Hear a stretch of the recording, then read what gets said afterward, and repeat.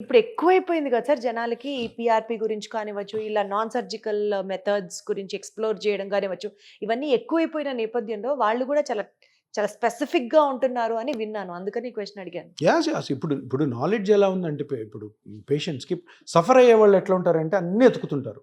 అన్నీ సోషల్ మీడియాలో చూస్తారు, పేపర్లు చదువుతుంటారు, మెడికల్ బుక్స్ కూడా చదివేవాళ్ళు ఉంటారు, డాక్టర్స్‌ని అడిగేవాళ్ళు ఉంటారు, ఇప్పుడు సైంటిస్ట్‌ని అడిగేవాళ్ళు ఉంటారు. సో ఎంత అవేర్‌నెస్ అంత జరిగితే అంత మంచి జరుగుతుంది పబ్లిక్‌కి. సో పబ్లిక్ డిమాండ్ ఏంటంటే ఏదన్నా కూడా సింపుల్‌గా బయటపడాలి నేను. If it's not a big disease, మీకు పెద్ద క్యాన్సర్ ఉంది, 2 కిడ్నీలు చెడిపోయినాయి, సో వాటికి సర్జరీలు అవసరం తప్పదు.